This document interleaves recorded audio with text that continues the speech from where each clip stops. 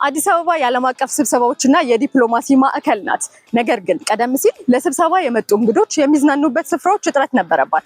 ዛሬ ግን ታሪክ ተቀይሯል። በጠቅላይ ሚኒስትር ዶክተር አብይ አህመድ አነሳሽነት የተጀመረው ገበታ ለሸገር ፕሮጀክት የዋና ከተማዋን ገጽታ ሙሉ በሙሉ በመቀየር ታሪካዊ ስኬት አስመዝግቧል።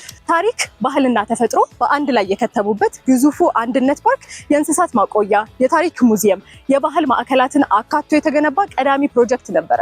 በእንጦጦ ተራራ ላይ የተገነባውና ከተማዋን ከከፍታ ላይ ለማየት የሚረዱ የመመልከቻ ስፍራዎችና ማረፊያዎች ያሉት እንጦጦ ፓርክም ለስፖርት፣ ለብስክሌት፣ ለፈረስ ግልቢያ እንዲሁም ተፈጥሮን ለሚወዱ እጅግ የተመቸ ስፍራ በመሆን የከተማዋን የመዳረሻ አማራጮች አስፍቶታል። በተጨማሪም በከተማዋ እምብርት የሚገኘው የወዳጅነት ፓርክ ሰው ሰራሽ ሐይቅ፣ የውሃ ዳንስና ውብ የእግር ጉዞ መንገዶችን እንዲሁም የሳይንስ ሙዚየምን፣ የሰርግ የስነ ስርዓት ማከናወኛዎችንና ትልልቅ የመዝናኛ ስፍራዎችን ያካተተ ነው። እነዚህና ሌሎች ፕሮጀክቶች በሚሊዮን የሚቆጠሩ ጎብኚዎችን በመሳብ የቱሪዝም ገቢን ከማሳደጋቸውን በላይ ለሺዎች ለሚቆጠሩ ዜጎች ዘላቂ የስራ ዕድል ፈጥረዋል። የቆሻሻ መጣያ የነበሩ ስፍራዎች ማራኪ መዝናኛና የስራ ማዕከል ሆነዋል።